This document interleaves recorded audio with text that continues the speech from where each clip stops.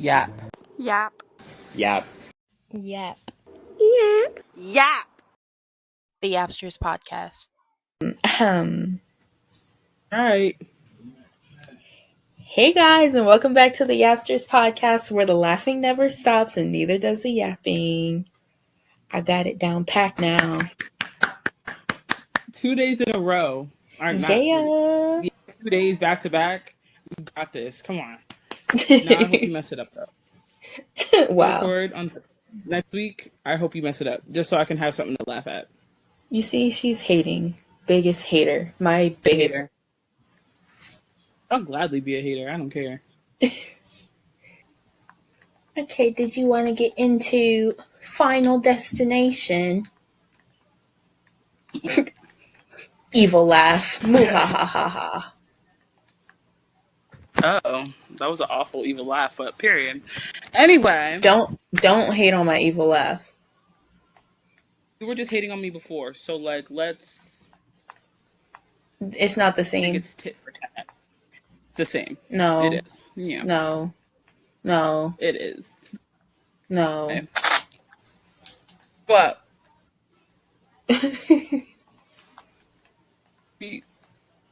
me next month together. You old biddy. What it's about. So, Final Destination, all the movies are basically about a group of people having a near-death experience or almost having a near-death experience, but then they have a dream about the experience before it happens. So they're like, y'all, we need to go. My crew, let's go, because we're not about to die. But, you can't escape death. Death is going to come for you. So, a whole bunch of traumatic stuff just happens where it's like, I don't know. They just die in crazy ways because death is going to get you no matter what, Okay. Your turn. So I'm going to just tell each movie was released real quick, so you can get the gist of it. So the first one was released March 7th, 2000. Okay. Second one, Final Destination 2, was released January 31st, 2003. Okay. The third one was released February 2nd, 2006. It's an Aquarius, period. The fourth one was released 28th, 2009. And the fifth one released 4th, 2011. Okay. Yup. The last one was released August 12th, 2011. It was showed at a film festival on August 4th. Oh. Yeah. That was stupid, but... But supposedly there's supposed to be a sixth one that's supposed to be released in 2025. Final Destination Bloodlines. Wow. Bloodlines? Like WWE? I think it's about WWE. Yeah. Stop being such a hater, please, and thank you. Be a hater. I don't care. Anyway. So, first movie, a high school group of students are taking a trip to, what was it, Paris, right? Yeah. Pretty sure it was Paris. Yeah. They were taking a senior trip to Paris, and they were leaving out of JFK Airport. Where the airport is, it doesn't really matter, but I just had to throw that in there. But the group of students are on the plane, and then one student named Alex Browning, he has a premonition, or kind of has a dream, for people who don't really know what a premonition is, about the plane catching on fire and everybody on fire and then crashing and then everybody on the plane dies, right? It's real. So then he wakes up and he's just like, that he needs to get off the plane right now. I just had a dream, and you still not that girl. And nobody was that girl. But, he tried to be nice and was like, oh my God, everybody, the plane's gonna explode. And it's gonna he's gonna die. And everybody's just looking at him like, sir, what the fuck are you talking about? Like, he's on the plane, like, tell people, like, I just had a dream that the plane is gonna combust and just go freaking catch on fire, whatever, and we're gonna die. And then people are like, okay, well, you're fucking on something. So they kick him off. And then they also, wait, who else gets kicked off? So then actually, he's like talking, like, oh yeah, the plane's gonna crash, blah, blah, blah. This other kid named Carter, like, dude, shut the hell up. We can go. And he's like, no, how about you shut the hell up? Like, they start fighting, right? And then Alex and Carter get taken off the plane. And then Alex's best friend, Todd, Carter's girlfriend, and then teacher Valerie, and then two other students named Billy and Clear, which is, her name was Clear Rivers. Clear? Ooh. Like, here. Yeah, which, that's just lazy. Anyway. So there's 1, 2, 3, 4, 6, 7 people get off the plane. They're like, when they get off the plane, they're like, Alex, you're crazy, blah, blah, blah, blah, blah. So as the plane is taking off, as it hits, like, it's like up into the air, catches on fire. The students and stuff are just sitting there, like, watching it, and like, what the fuck just happened? Like, the fuck did you do? Like, okay, maybe you aren't crazy. Nobody on the plane survives, obviously. But obviously the 7 people who got off the plane survive. In Alex's dream, everybody dies. They were supposed to die. Obviously, stated like twice, and people got off the freaking plane. They are like FBI is investigating like what happened to the plane, and investigating Alex because, like, how the fuck did you know that this was gonna happen? I'm like, this is weird. But he should know that.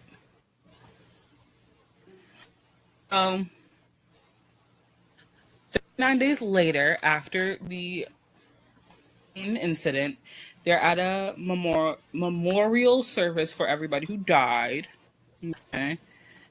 And when everybody starts the memorial service, that's when they just start dying. Okay. Nowhere. Yeah. Alex's best friend died because sorry. Excuse me. Sorry, there was something stuck in my throat. What the fuck? This is dying off. Like I said, in Alex's dream, everybody survives. 7 people survived. So Todd suddenly hangs himself in the shower. Obviously, nobody's gonna think, oh my god, maybe, like, why are people doing this now? Like, oh my god, maybe it's something supernatural. They just think he killed himself because of the grief of people dying. Yeah. What? Wait. And then so after the death of Todd, Alex go to the funeral home where Todd's body is, to like look at his body just to see if he was actually hanged, and then they meet a mortician named William Bloodworth, which is flag. Like last name is Bloodworth, but okay. They meet the mortician, and he tell mortician like what happened. He's like, well, you guys cheated death. You guys escaped fate for you guys. So you guys did that. It's going to come for each and every one of you. May not be today, may not be tomorrow. Death is going to come for you, and you never know when. Yeah. So, William, he tells them that, and then Alex and Clear, which I still don't, why the fuck they named her Clear Rivers. Anyway.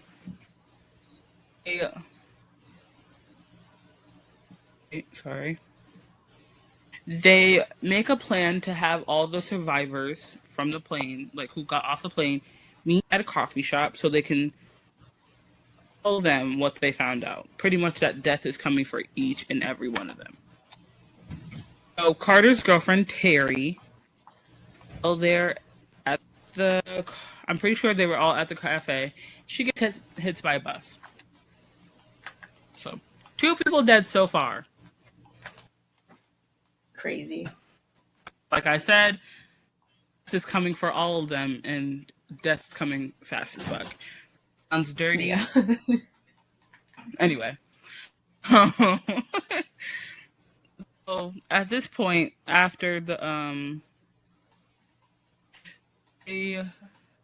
Alex watches a news report about like what caused the plane explosion. I forgot exactly what they said caused it, but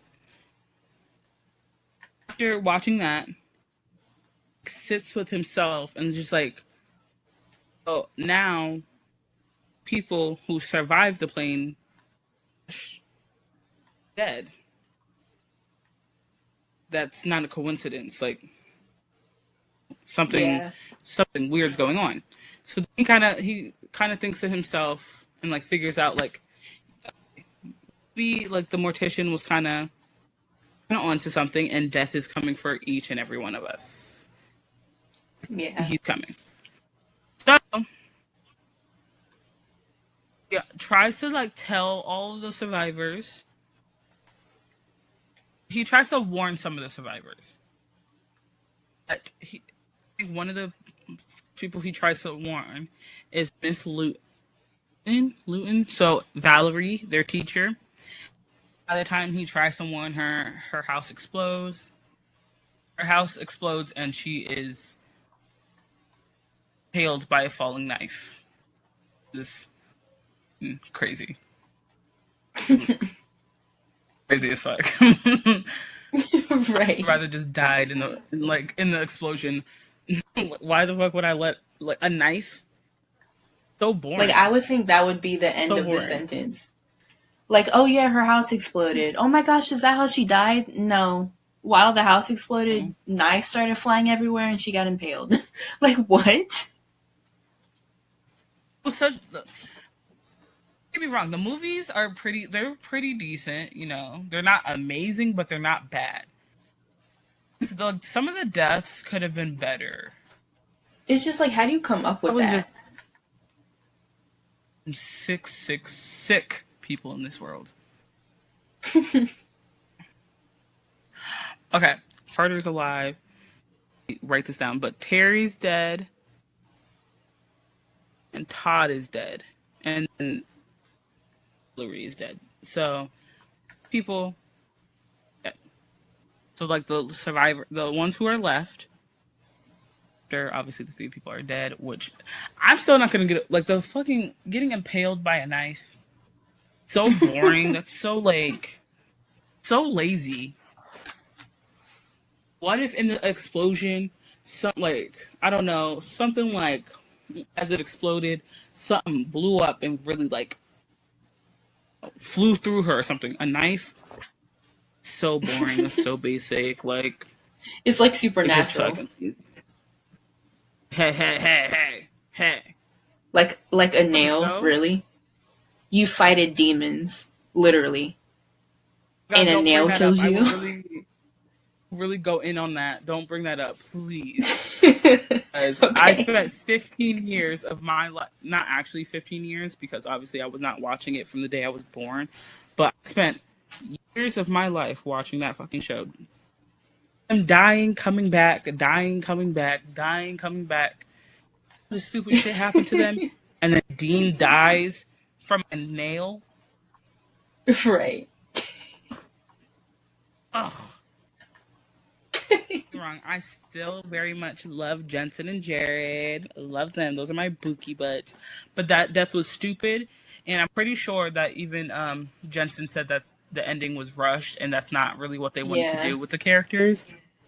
Since it was COVID, to like kind of rush it. But that ending was shit.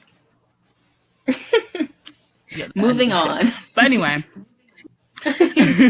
so after Valerie died, the remaining victims, or not victims, the survivors together, they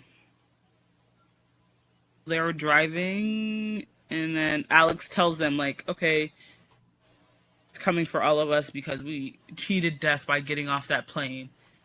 Had planned for us, and because of my dream, because of me having a fucking mental breakdown on that plane, and we got off that plane, we fucked up death had in store for us. Yeah. Which is crazy, because imagine being able to see how you're gonna die. Right. After you try to, like, when you try to save yourself, oh, well, you could try to save yourself, but you're still gonna die in the end. Like, I would cry. But Death also, is I gonna should get have said his this get earlier. back. They all die in order. So in the dream, they are dying in order.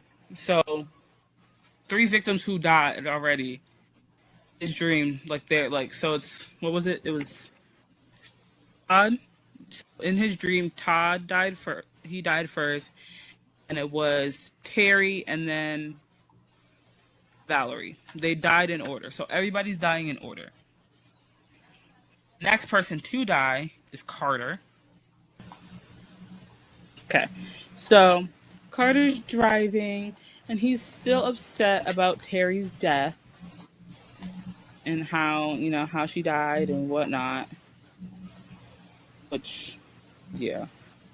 He's upset about his girlfriend dying. Understandable. He stops his car. He's upset about it, and then he stops his car on a train crossing, on train tracks, so he can kill himself instead of letting death take him. But he had everybody, like all the other survivors, in the car with him. But he tried to kill all of them at the same time, so death wouldn't come get them, and he wanted to die on his own terms, pretty much. Everybody gets out the car. And he's just sitting in the car for a good minute. Then he's like, I don't want to die. I don't want to do this. So he's trying to get out the car. But, oh my God. Guess what happened? His seatbelt gets stuck. Oh my God. Oh my God. Oh no. Okay. So Alex manages to like get him out the car before it gets hit. Before it gets hit, but some shrapnel gets hit, and then from the car, I guess, or from the train, either one. It's from one of the things, either the car or the train, and it flies into the air and it decapitates Billy, obviously killing him. So, with that happening, obviously it was supposed to be Carter's turn, but Alex saved Carter. So that kind of let me use this in different terms. So if you're playing Uno when you have a skip card, you can skip that person, but obviously it still goes back to that person, you know? Like the next time around, it goes back to that person. So Alex Yeah. intervened in Carter's death. So the next person to die was Billy. So obviously it's like they've realized that since Alex saved him, it like skipped over Carter. But like I don't think at this point they fully realize like yes, he stopped Alex's death, or not Alex, Carter's death. But that doesn't mean he stop his death, you know? Like it's gonna happen eventually, but like it's not at that moment. Yeah. But the next day, while they're hiding out in like a cabin or something, like obviously trying to like what's it, like wait it out, like to see if like they'll die still. And then he thinks about like the whole plane thing, like what happened, but then he remembers that he um he had his seat changed. Yeah, he's changed his seat. So it was obviously on a plane. There's like the rows and shit. I'm pretty sure he moved. He switched seats or something with somebody. Right. So then he remembers that, and then he realizes that Clear, which her name so pisses me off because her name is Clear River. Oh, sorry, not River. Clear Rivers. That was so lazy and so like, ugh. Anyway, Alex realizes that I was about to say Claire.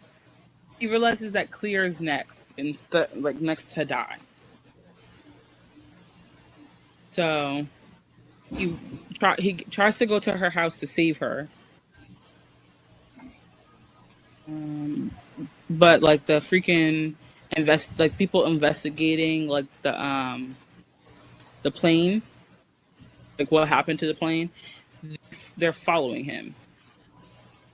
But they still believe that Alex was the one who caused the thing to happen to the plane because he was the only one sitting there like, oh my god, the plane is gonna crash, it's gonna blow up, like everybody needs to get off. And then I guess like Yeah. I don't know who told them that Alex was saying that, but like somebody told them Alex said that, and then like they were like, maybe this bitch did it, you know? But who's responsible for he finds Clear. She's trapped in her car, surrounded by loose electrical cables that and then there's gasoline around her. So obviously like electric electrical cables, say if it's like plugged in or something, it'll like produce like a spark flame, right? So obviously, you know what gasoline is? Flammable. So with that flame of Yeah. the of the electrical cord and the gasoline, it sets on fire, right? Or it almost like he moves the cable before it could like really like explode or anything, and then he gets her out of the car, and then as soon as he gets her out of the car, it explodes. They're not dead though. 6 months later, Alex, Clear, and Carter are traveling to Paris to celebrate them living because obviously they were supposed to go to Paris on their original trip. I think like the trip was like a memorial thing, like not like a memorial, but to kind of like celebrate them living, but also like to remember people who died. Right. Yeah. So while they're talking about like everything that happened, Alex says that death never skipped him after he saved Clear. So they all kind of think like, what the fuck? Like, wait, so this whole shit is not over. Like, everything's gonna happen. Like, something's gonna happen. I forgot. Alex retreats when a bus hurls a parking sign towards a neon sign, which sends towards him. So, I guess a bus hit a parking sign, and it obviously, as they hit it, it like, what's the word I should use? It flies in the air, and then it's like flying towards Alex. But Carter pushes him out the way, and it hits Carter. So, I think that's how that one ends. Pretty sure that's how, like, from what I see, that's the summary I have. That's how it ends. There's nothing else. It just says that the sign swings back down towards Carter and kills him. So that's the first movie. I haven't watched these movies in a while, so I really genuinely don't remember. Period. So in the second movie starts off. It takes place a year after the flight. Dun dun dun! Ooh. And a college student named Kimberly is going to Daytona Beach in Florida for spring break with her friends. Oh my gosh. So fun. Yay! So her friends' names are Shayna, Dano. These are some strange names. Like Dano, and Frankie. So while they're waiting on the entrance ramp, of course, as all of the Final Destinations do, Kimberly has a premonition, aka a dream, about a deadly pileup caused by a logging truck. And if you don't know about the logging truck, that's like everybody's worst nightmare now. And that's how you know if somebody has seen Final Destination or not. Because nobody ever pulls up behind a logging truck now. I'm glad that everybody got PTSD from that. Right? Like, what are you doing? You better merge right now. That's why first off, I already don't drive, right? But if I am driving or if I'm in the car with somebody and then there's like a log truck or something in front, I just tell them, get over. Right? You never seen Final Destination. Like, what the fuck? Come on. Like, are you living under a rock or...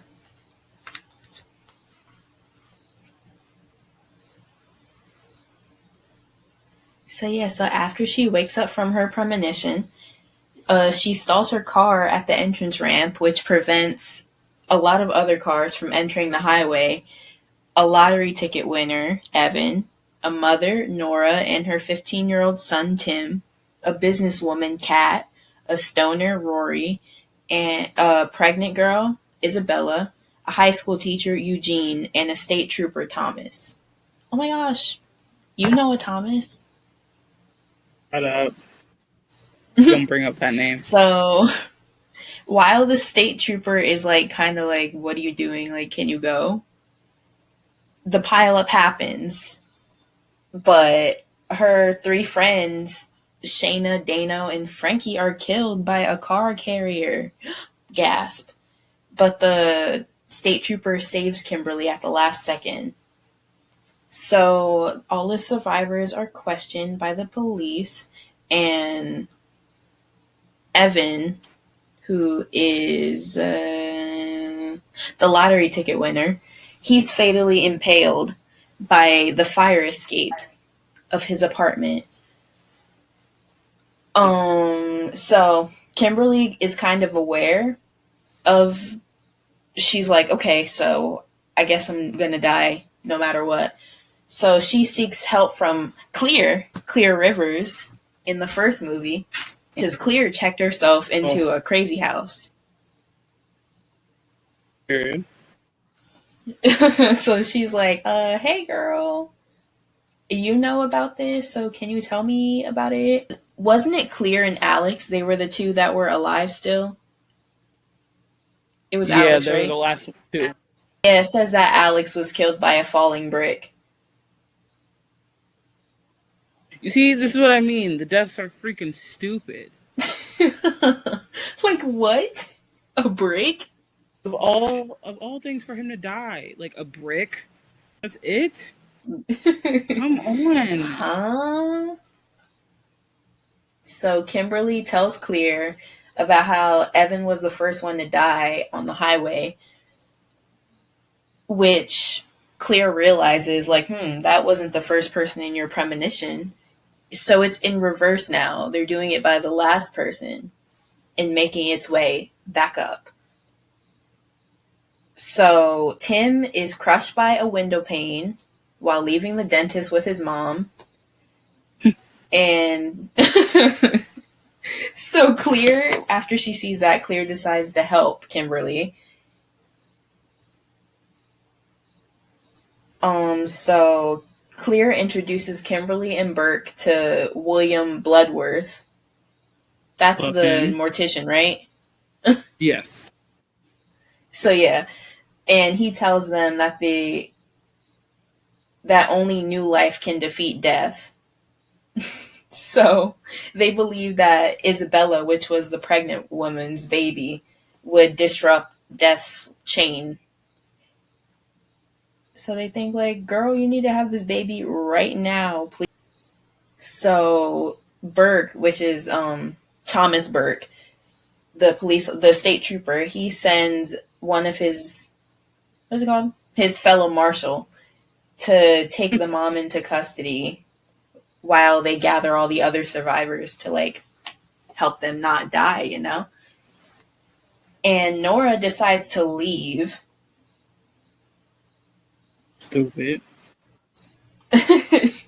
And she's the one where her head got caught in the elevator. That one was kind of crazy. Disgusting. So she got decapitated by the elevator. So basically Isabella is nowhere to be found, so they're all trying to find her. Isabella has gone into labor, so now she's going to the hospital. So Kat, who was looking for Isabella, she was in an SUV, which suffers a blowout. So she swerves into a stack of PVC pipes in a farm that penetrates the car. No one dies, though. You know?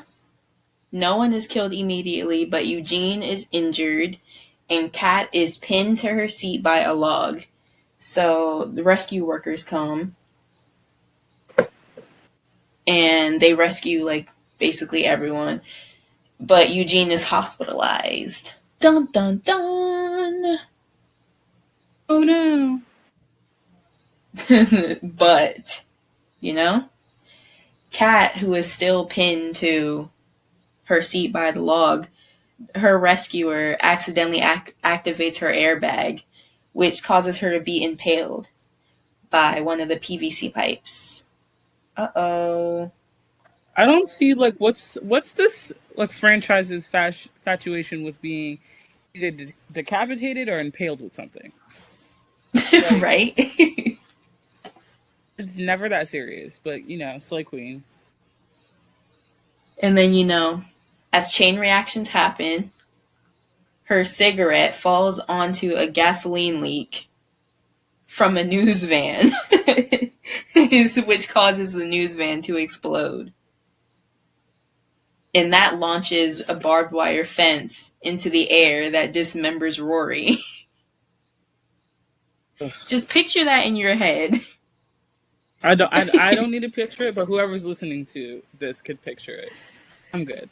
So, the rescuer accidentally impales Kat with a PVC pipe through her head, which causes her cigarette to fall onto a gasoline leak from the news reporter's car, which causes that to explode. That explosion causes a barbed wire fence to fly out into the air and dismembers Rory.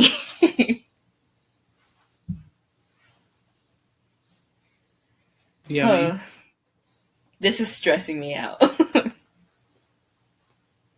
Honestly, same. So now, Kimberly, the remaining people, Kimberly, Clear, and the state trooper, Burke, rush to the hospital to save Isabella because Kimberly believes that the doctor will euthanize Isabella. So they're all trying to keep the baby safe so they don't die anymore. But then Kimberly realizes that in her premonition, Isabella was never meant to die in the pile-up at all. And while she's realizing that, there's another explosion. They love explosions, being impaled and being decapitated. Yeah. Period. So there's an oxygen leak in Eugene's ward, which causes another explosion and kills him and Clear. R.I.P. Clear, you made it to 2 movies. We love you, girl. You should have stayed in that asylum. Right?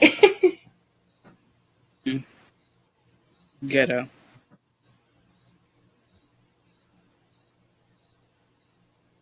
Okay, so to ensure the police officer's safety, Kimberly decides to drive into a lake to drown herself, but the police officer saves her. And the doctor who she thought was gonna euthanize Isabella revives Kimberly. So he's like, girl, what is wrong with you? So Kimberly and Burke are having a picnic with another family and Kimberly's dad. The family explains that their son Brian was almost hit by a news van on the day of the accident, but Rory saved him.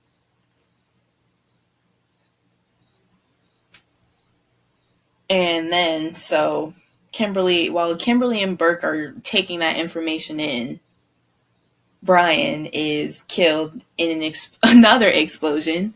Dun dun dun! Caused by a malfunctioning barbecue grill. And that's how the movie ends. R.I.P. Noel, we love you. Icon. Yep. Or AKA Brian. Noel Fisher's alive. But, Yeah. his character in the movie. Yeah. I had to I've seen clips about it and I was like, wait, is that my Buki butt? Is that Mickey? Is that who I think it is? Like, is that my husband? Oh my god. The one man I love. Period. We love that for us. These movies are long as hell. And there's no reason. Alright, I'm about to start on the 3rd movie. Okay. So this one takes place in 2005 at a amusement park in Pennsylvania. So a high school student named Wendy goes to visit her boyfriend Jason. Wait. Oh no, they visit an amusement park so Wendy goes to an amusement park with her boyfriend Jason, her best friend Carrie, and Carrie's boyfriend. And like other classmates to celebrate their graduation. Like, what do you do? They graduated. Yay. But as they get on a roller coaster called the Devil's Flight, Wendy has a premonition, a dream, that a camcorder dropped by one of her friends during the ride will land. Sorry, wait, I'm blind. Will land on on the track on one of the okay. And it will be run over by the cart of the ride that they're sitting in. causing the hydraulics securing the restraints and train cars to fail during the ride, which obviously kills everybody on the ride. So she convinces 9 people, including Kevin. I didn't read that right. These 2 girls, Ashley and Ashlyn, and then this other guy named Frankie Cheeks.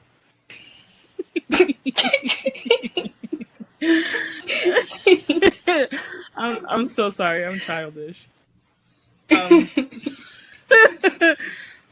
You know who would like Frankie Cheeks? Sandy Cheeks. I was gonna say the Diddler, but probably Sandy too. Oh.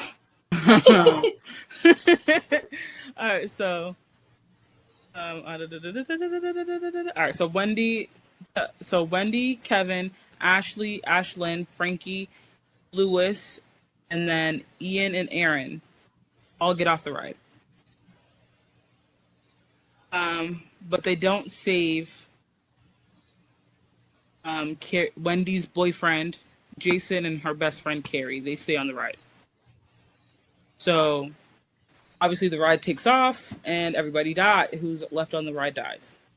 And a few weeks later, Kevin tells Wendy about the first, like, everything that we learned in the first movie about the flight and how, the people who were on that flight all died and how weird their deaths were.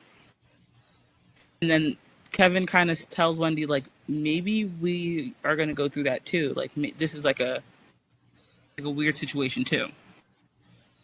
But as Kevin and Wendy are having this conversation, Ashley and Ashlyn are at a tanning salon. They're in like the tanning beds, and the tanning beds malfunction and burn them alive. Hated that one. Pretty much, there was like these 2 shelves on the like above the there was like a piece of wood or something. I forgot from where, but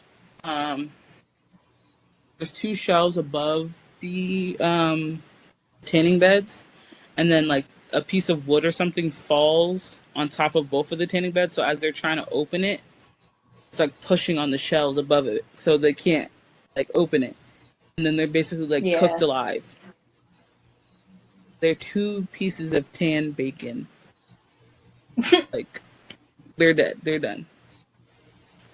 So now they're really convinced that. So now Wendy and Kevin are really convinced that death is out to get them. Death is watching them, and then death is going to take each person one by one. So Kevin and Wendy set out to like find the remaining survivors and then try to save them. But also, like I said, there was a camera, and then they used the pictures, like they used the pictures on the camera to determine like who's gonna die next, who's supposed to die next. So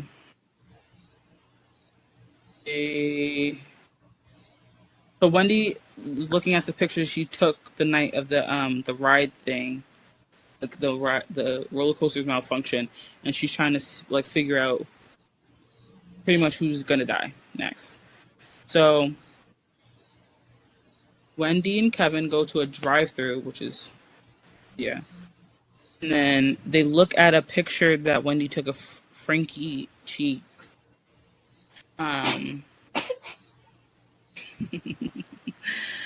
Frankie Cheeks.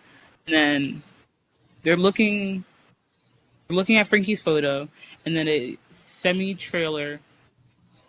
I think they're sitting in Kevin's truck, and then like a trailer is like rolling towards them, so they like get out the car. And as they get out of Kevin's truck before the little trailer thing hits hits his truck, but the collision of the truck and then like the trailer causes the truck's engine to burst out of the hood of the car, killing Frankie. I guess it falls and shit. Or no, he was in front of the car. And then, like, as, like, the thing was, like, it comes out the car, it, like, slices his skull. Yeah. Yeah. Imagine that shit. I'm not doing it, but somebody imagine that shit. Like, oh my gosh. All right, so the next day, Wendy and Kevin, obviously they didn't save Louis. Actually, no, Wendy and Kevin weren't with Louis' head. Okay. So Wendy and Kevin find Ian and Aaron working at a hardware store where a runaway forklift allows Wendy to save Ian from his death. But obviously, we've figured out that if somebody prevents the next person's death, it does skip the person, but it skips to the next, like, it skips them for now. Okay? So since Wendy saves Ian, the next person to die is Aaron. And she falls on a nail gun that shoots through her head, which is... Oh my gosh.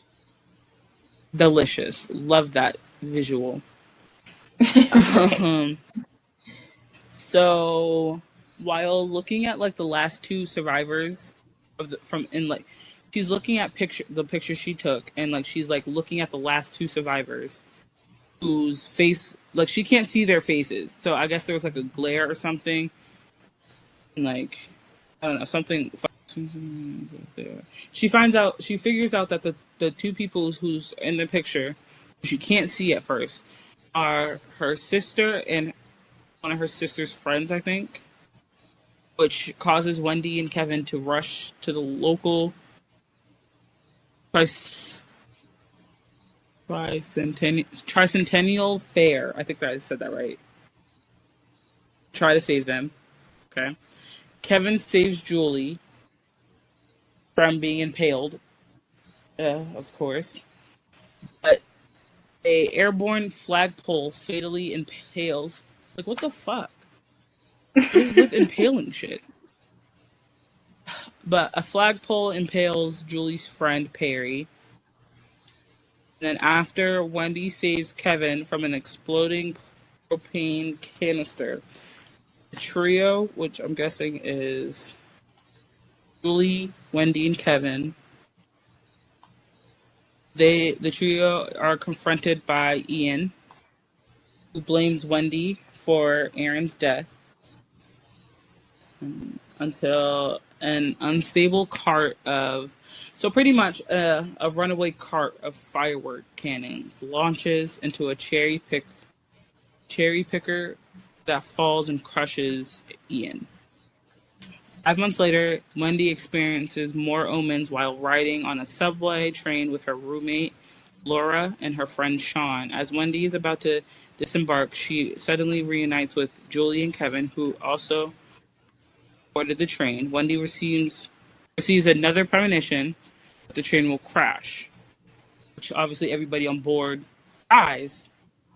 But obviously, we know from the other two movies, once you have a premonition, you don't have that much time to save yourself. Even though if you save yourself, you're fucked still. But yeah. Julie, Kevin, and Wendy all try to stop the train before it crashes. So that's the third movie. Yeah. Okay, so Final Destination 4. It takes place 8 years after the first one, 7 years after the second one, and 3 years after the third one. So, a college student named Nick has a premonition of a car crash while he's watching a race at McKinley Speedway for a steady break. The car crash sends debris into the audience, crushing some people and resulting in the stadium partially collapsing, killing almost everyone present in the 180 section. So, panicked, Nick convinces his girlfriend Lori and his friends Hunt and Janet to leave. So while they're leaving, they're kind of like pushing people. So a handful of other people kind of follow them angrily because, he pushed them. And a security guard named George, he intervened to try and break everyone up as they're arguing outside. So as they're arguing, the catastrophe that Nick just saw happens. Minutes later, a flying tire comes out and obliterates Nadia? Yeah. Nadia. So after that happens, yeah, they have a memorial service for the people that died at the Speedway. And a guy named Carter attempts to burn a cross on George's front lawn, but his plan kind of backfires, and he's the one that's set on fire. And he's dragged down the street by a tow truck. Gasp. But it's not over yet. Not somebody getting impaled. It's not over yet. Then he is blown apart. And his head, which is now separated from his body, lands right next to George, who is going to go see what just happened. And the next day, Samantha Lane, another girl from the people arguing, is killed when a lawnmower rides over a rock, which is thrown in the path. It's thrown by her son, but it shoots her right through the eyeball, basically. I have a fear of that too. Right. Thanks for that movie. So before their deaths, Nick has seen omens or clues of how they would die. So hearing about Carter and Samantha's deaths on the news, Nick and Lori decide to start doing research and learn about all the disasters that happened from the previous movies. And they discover that the survivors who were saved by the premonition began dying. Hunt and Janet, which are their friends, refuse to believe them. Which, I mean, like, the proof is in the pudding. But... Look it up. Right?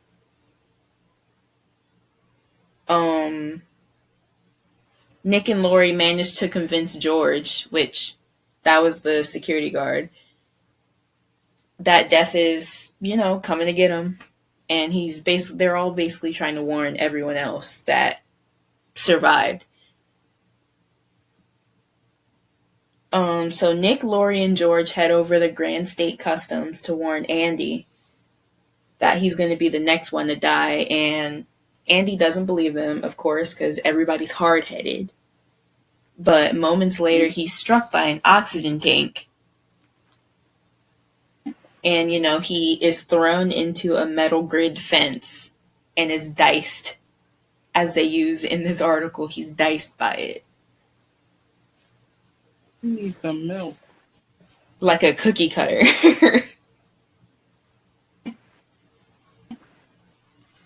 So after Andy dies, Nick goes to save Hunt, while Lori and George go to save Janet.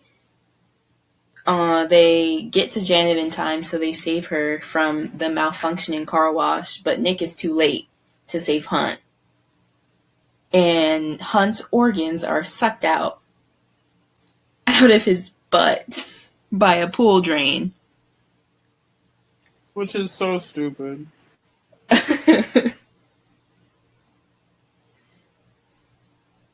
So Nick believes that saving Janet broke the chain.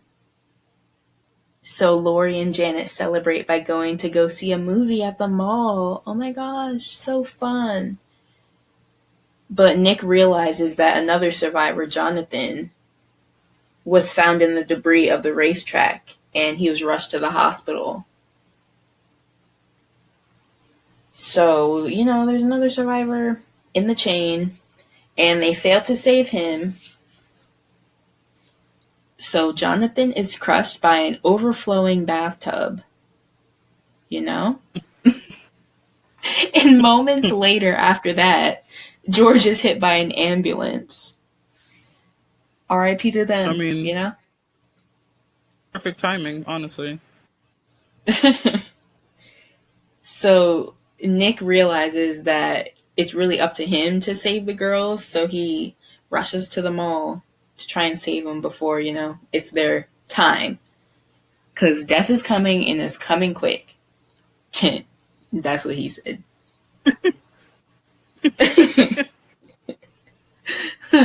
So when Nick gets there, he has another premonition, dream, vision, whatever you want to call it, showing him that Lori and Janet were going to die while watching the movie. Because the cinema is going to explode in a room behind the theater. So Nick rushes to reach them. And Lori kind of sees different omens warning her that, it's not over yet. So when Nick arrives, him and Lori try to convince Janet to leave. But of course, Janet, always hard-headed, never believed them. She is killed in the explosion. And Lori is splattered to death by the gears of the malfunctioning elevator while they're escaping. My gosh. Yummy.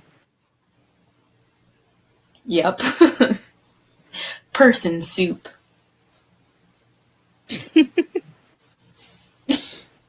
So after Nick has another premonition, he realizes that the event hasn't happened yet. He hasn't died yet. His friends haven't died yet. So, but he's not quick enough to save George. So George actually does end up dying. But he's able to save his other friends in the movie theater because he extinguishes the fire in time. Yay! Good job, Nick. So weeks later, Nick notices a loose pylon outside of their hangout and tries to warn the workers about it before he meets Lori and Janet inside.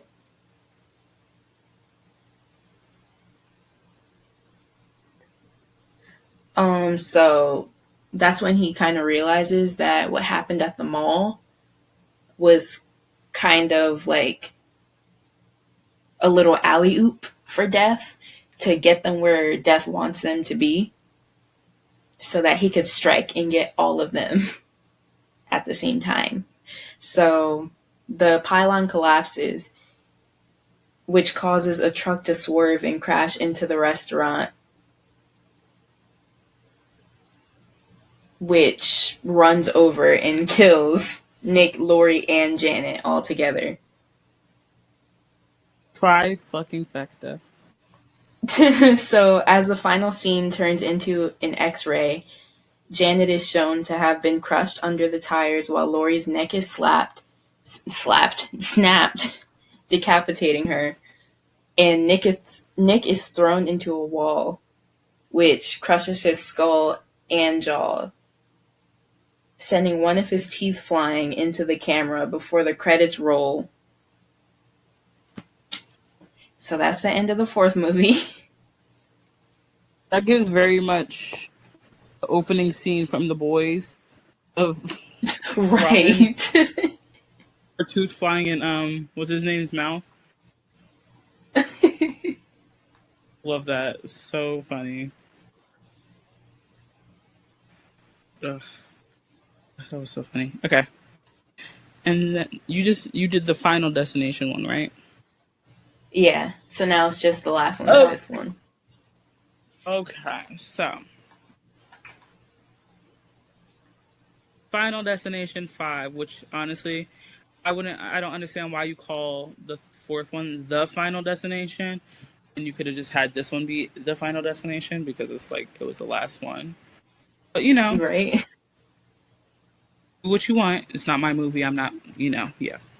All right, To so each his own. period. As long as you're making money off of this and you're happy.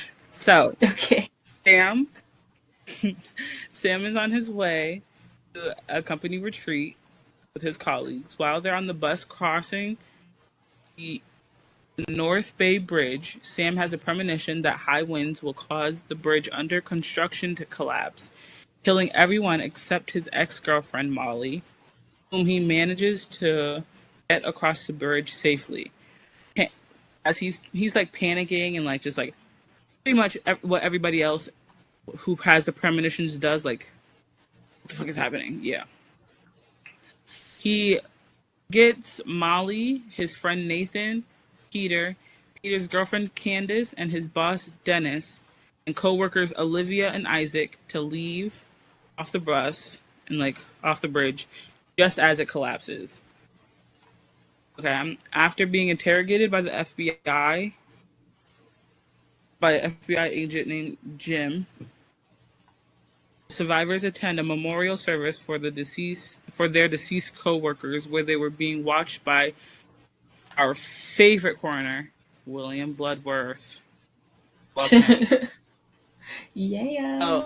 Later, Candace dies during her gym practice, which this death right here, disgusting the first time I watched it because I was so scared. It was yeah. But, she dies from a chain reaction that causes her to fall off the uneven bars and snap her spine. Ooh. Yummy. The next day, Isaac, his head is crushed by a falling Buddha statue during an acupuncture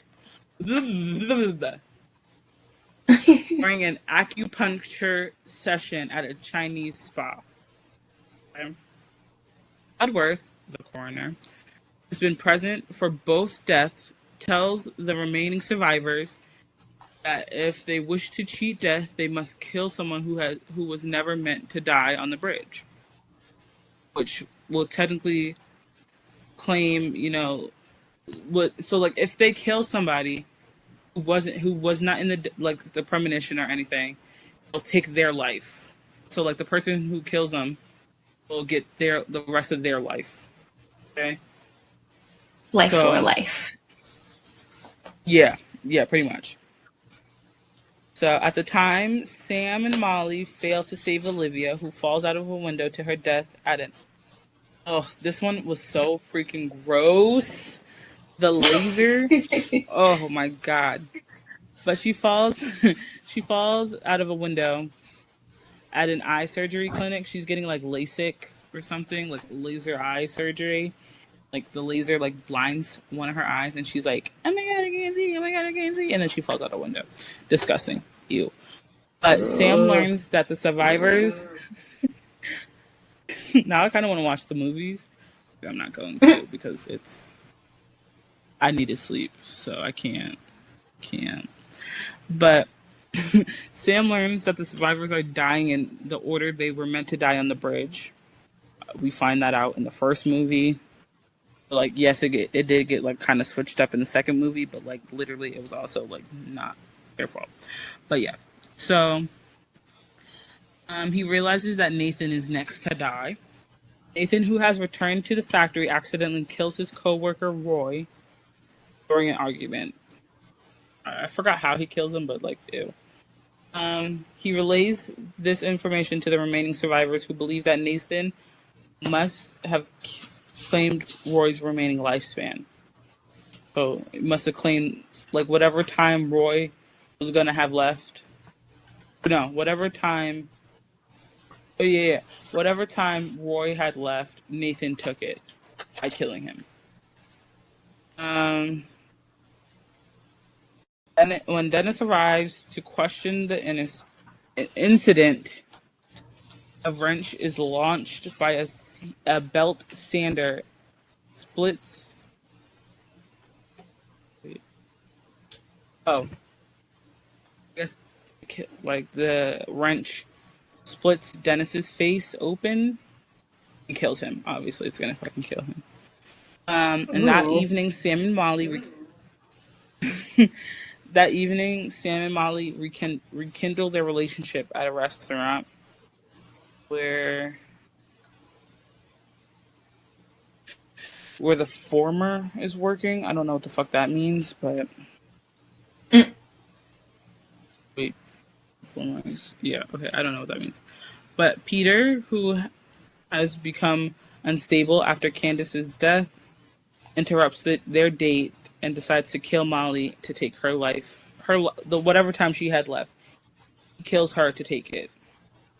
After Peter draws a gun, Sam and Molly both escape to the kitchen as Block overhears the gunshots from outside and enters the restaurant, which he was shot dead by Peter.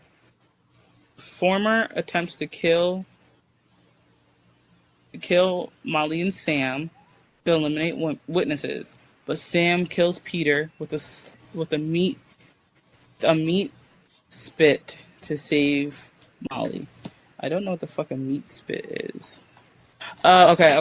Never mind. I do know what it is. Like, it's like one of those things. If you go to like Costco or something, you get like a rotisserie chicken, little metal thing that holds the chicken on that thing. Oh, okay. Yeah. But 2 weeks later, Sam and Molly board a plane to Paris.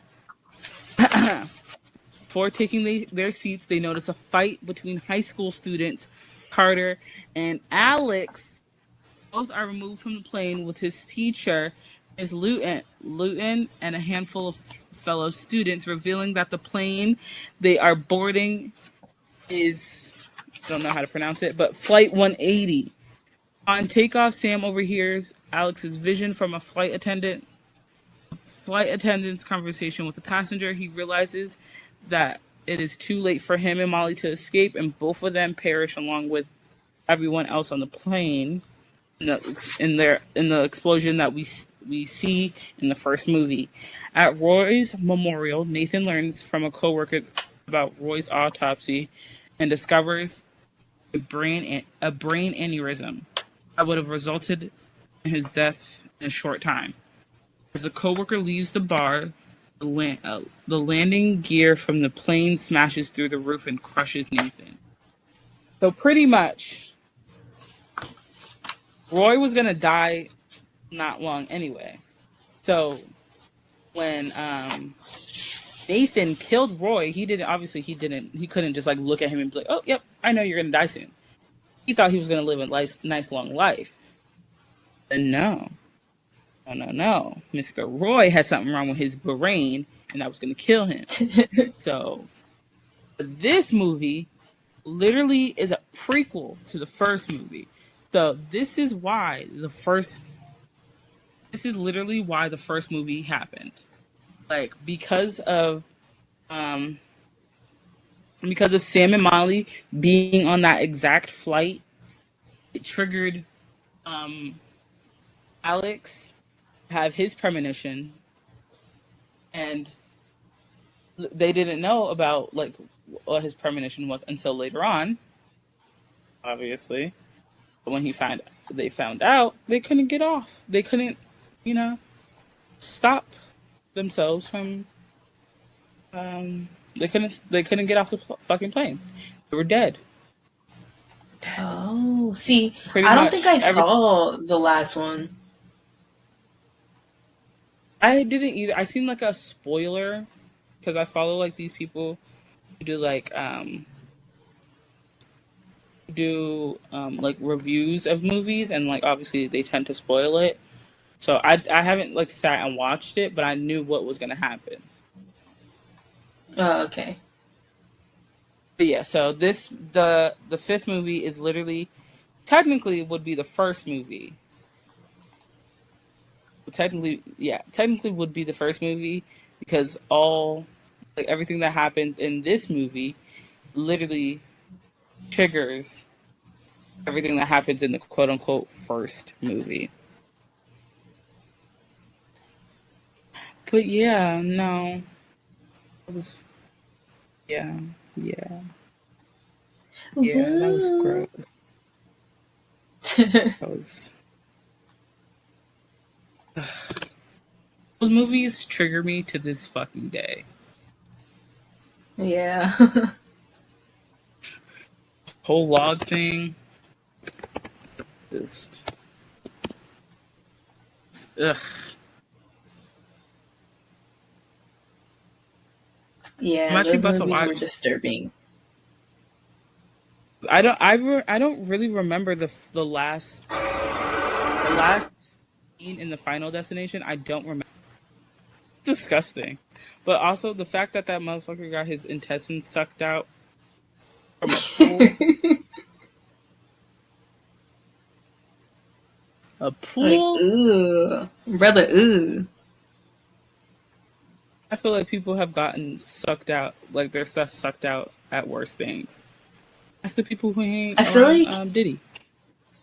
if someone like died that way, like I don't want to say in my family, let's say like I'm a different character in the movie and like that person's like my brother or something and that happens and someone's like, "Oh, how did your brother die?" I'll be like, "Oh, he was in the military." Like I'm not telling y'all that he got his intestines sucked out. If you look it up and then you question me about it, I'm gonna have to kick you. I'll be like, "Oh, he was in the military fighting for our country." Oh, sorry, he was killed in the light of duty. So sorry. Right. It's so hard for me to talk about. Killed in the line of duty, literally. But like today, I just can't like logs. I can't do that. I can't like the pool thing. It's gross. I feel like the tanning beds too. A lot of people don't go to tanning beds anymore. I mean, I don't need to go to a tanning bed because I have a tan, all year Naturally. round. Exactly. Yeah. You bitches wish you could be me. But like people anyway. really only like do like self tanner. I don't see people going to tanning beds. Yeah, because it's easier. I'm pretty sure self tanner is cheaper than going to a tanning bed. And safer. Shit, obviously. But yeah, so that's the Final Destination franchise. There is gonna be another one, but like I said, that made no sense because why the fuck would you add a movie in between movies,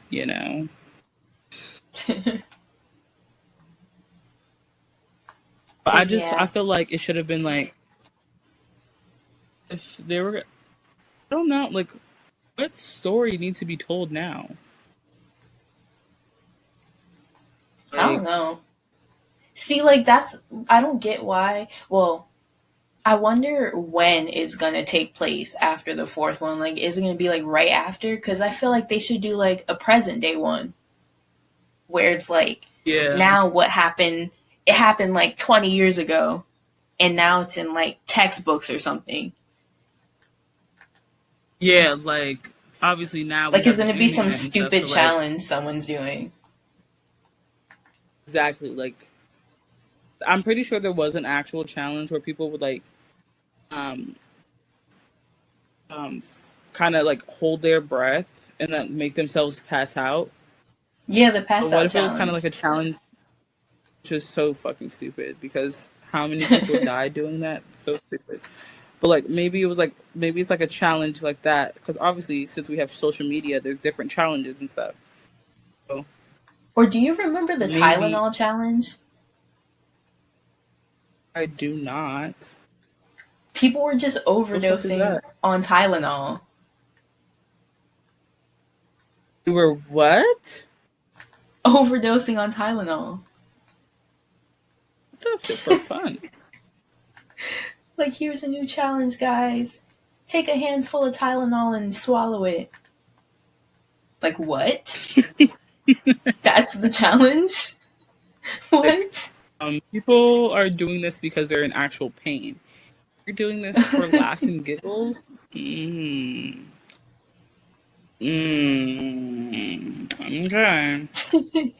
Okay, whatever floats your boat.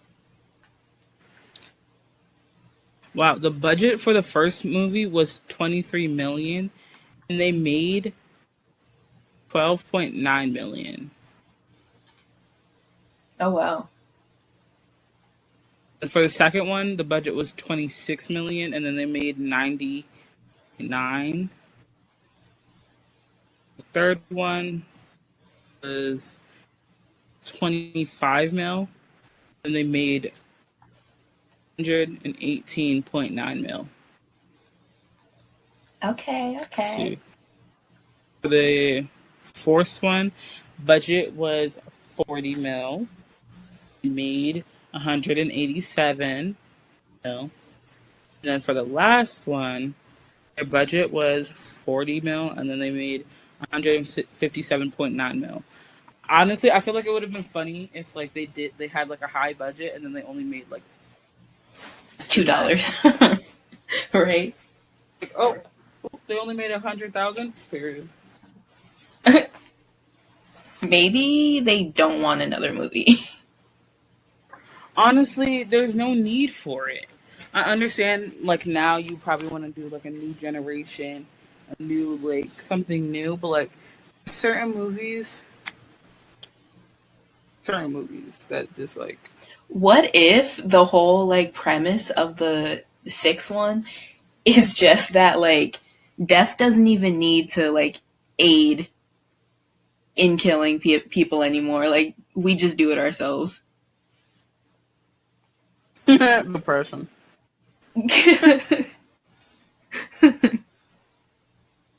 No, I feel like at this point they're just bringing certain stuff back because they like doing it as a cash grab. Yeah, because they're too lazy to make new stuff. Exactly. Like, come on. And you know the CGI in this movie is going to be hitting.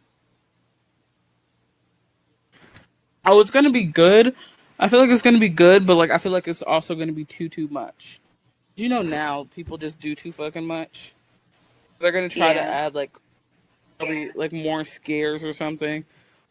They're just going to add more shit for no reason. It doesn't need to. Okay, guys. Anyway, thank you for watching. We covered all of the Final Destinations. We're probably going to cover the next one when it comes out.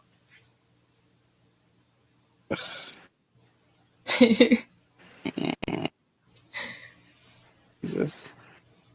Don't do dumb trends that you see on TikTok, you know, because you might die. So. Unless the cinnamon challenge, that shit was funny. You don't do the cinnamon challenge, but like watch videos of the cinnamon challenge. Yeah, Glozell. I've never seen hers. Oh my god. You probably have. You just don't know her name.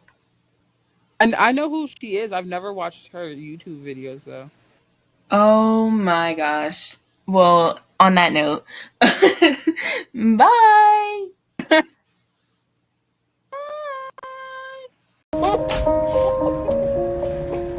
I guess I kinda like the way you know. I'm going on during this time. I feel there's no